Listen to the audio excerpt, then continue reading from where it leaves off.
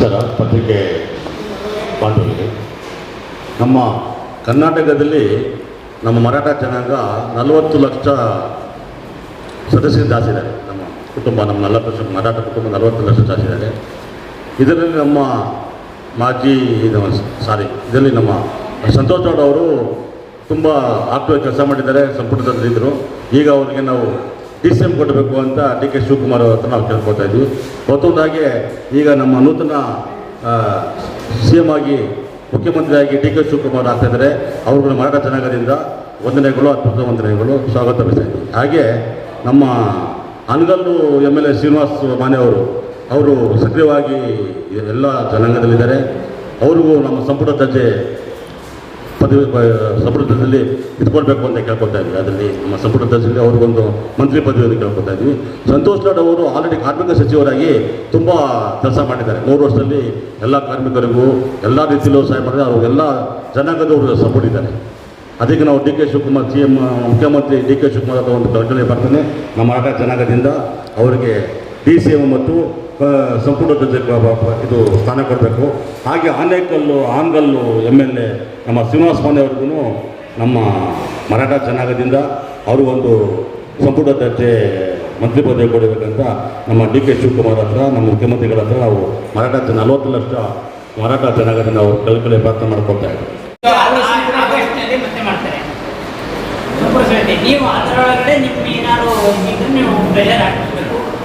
ಅಲ್ಲ, ಅದಕ್ಕೋಸ್ಕರ ಮುಂದಿನ ಸಂಪುಟ ವಿಸ್ತರಣೆ ಮಾಡಿದಾಗ ಅದರಲ್ಲಿ ನಮ್ಮ ಸಂತೋಷ್ ಅವರಿಗೆ DCM ಮತ್ತು ಕ್ಯಾಬಿನೆಟ್ ಮಂತ್ರಿ ಕೊಡಬೇಕಂತ. ಹಾಗೆ ಅನಗಲ್ಲು MLA ಆದ ಶ್ರೀನಿವಾಸ್ ಮಾನೆ ಅವರು ತುಂಬ ಆಕ್ಟಿವ್ ಇದ್ದಾರೆ. ಕಾಂಗ್ರೆಸ್ಸಲ್ಲಿ ಫಾದರಿಂದನೂ ಫಾದರ್ ಕಾಂಗ್ರೆಸ್ಸಲ್ಲಿದ್ದರು. ಅವರು ಶ್ರೀನಿವಾಸ್ ಮಾನೆ ಕಾಂಗ್ರೆಸ್ಸಲ್ಲಿದ್ದಾರೆ. ಅವರು ಸಂಪುಟ ದರ್ಜೆಯಲ್ಲಿ ಮಂತ್ರಿ ಪದವಿ ಕೊಡಬೇಕಂತ ನಮ್ಮ 40 ಲಕ್ಷ ಮರಾಠ ಬಾಂಧವರನ್ನು ನಮ್ಮ ಕಳಕಳಿ ಪ್ರಾರ್ಥನೆ. ಹಾನಗಲ್ MLA ಎಷ್ಟನೇ ವರ್ಷದ MLA ಅವರು? ಈಗ ಇದು ಎರಡನೇ ಅಟೆಂಪ್ಟ್. ಫಸ್ಟ್ MLC ಆಗಿದ್ರು, ಈಗ MLA ಆಗಿದ್ರು.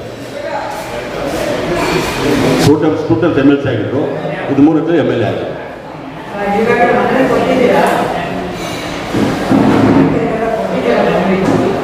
ಮನೆ ಕೊಟ್ಟಿದ್ದೀವಿ. ನಿಮ್ಮ ಕರ್ನಾಟಕದ ಸಮುದಾಯದ ವತಿಯಿಂದ ಹೈಕಮಾಂಡಿಗೆ ಏನಾದ್ರು ಹೋಗಿ ನೀವೆಲ್ಲ ಹೋಗಿ ಮೀಟ್ ಮಾಡಿ ಏನಾದ್ರು ನೀವು ಇದನ್ನು ಕೊಟ್ಟು ಬಂದಿದ್ದೀರಾ, ಲೆಟ್ರನ್ನು ಕೊಟ್ಟು ಬಂದಿದ್ದೀರಾ?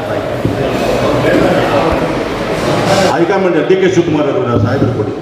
ಹೈಕಮಾಂಡ್ ಅಲ್ಲಿಗೆ ಹೋಗಿಲ್ವಾ? ಡೆಲ್ಲಿಗೆ DK ಶಿವಕುಮಾರ್ ಇಲ್ಲ, ಮುಖ್ಯಮಂತ್ರಿ ಅವ್ತಾನೆ ತೀರ್ಮಾನ ಮಾಡೋದು. ಅಲ್ಲ, ಅವರು ತೀರ್ಮಾನ ಮಾಡೋದು. ಮತ್ತು ನಿಮ್ಗೆ ಸಮುದಾಯದಿಂದ ಅಲ್ಲಿ ಹೋಗಿ ಒಂದು ಏನಾದ್ರು ಅಲ್ಲಿ ಆಕ್ಟಿವಿಟೀಸ್ ಅನ್ನು ಮಾಡಿಲ್ವಾ? ಅದು ಮುಂದಿನ ದಿನಗಳು ಅದನ್ನು ಕೊಡಲಿಕ್ಕೆ ದೆಹಲಿಯಲ್ಲಿ.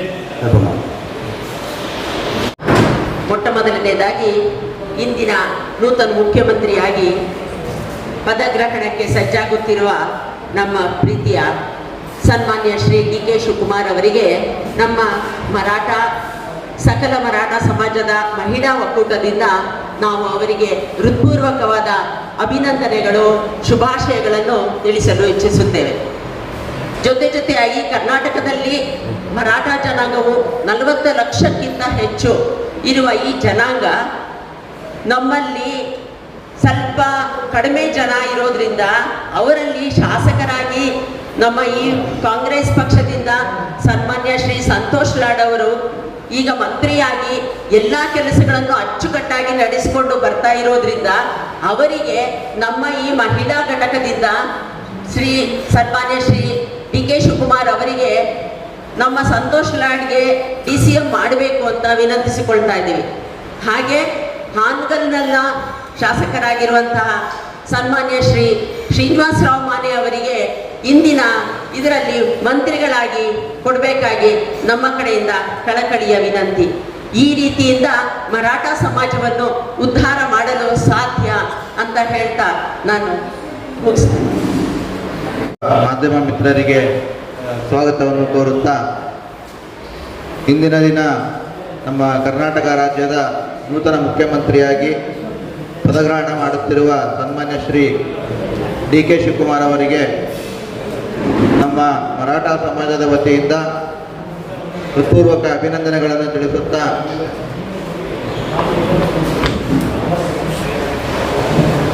ತಿಳಿಸಲು ನಮ್ಮ ಮರಾಠ ಸಮಾಜದ ವತಿಯಿಂದ ಹೃತ್ಪೂರ್ವಕ ಅಭಿನಂದನೆಯನ್ನು ತಿಳಿಸಲು ಬಯಸುತ್ತೇವೆ.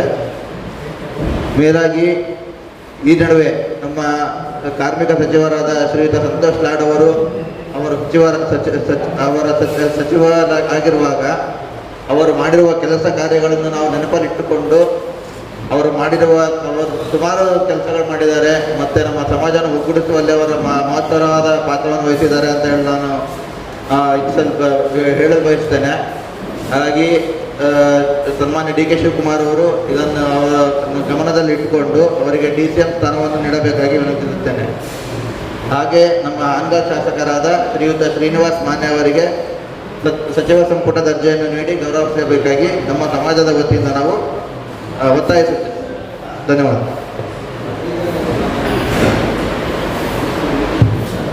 ಮರಾಠ ಸಮುದಾಯದ ಎಷ್ಟು ಜನ ಶಾಸಕರು? ಇಬ್ಬರಲ್ಲ, ಭಾಳ ಹತ್ರ ಅವರು. ಅದು ಮುಂದಿನ ದಿನಗಳಲ್ಲಿ ಡಿ ಕೆ ಶಿವಕುಮಾರ್ ಸಾಹೇಬರು ಕೊಟ್ಟಿದ್ದೀವಿ. ಮುಂದಿನ ದಿನಗಳಲ್ಲಿ ಹೈಕಮಾಂಡ್ ಒಂದು ಡೈರೆಕ್ಟಾಗಿ ಡೆಲ್ಲಿలో ಡೈರೆಕ್ಟ್ ಲೆಕ್ಕ ಕೊಡೋಣ.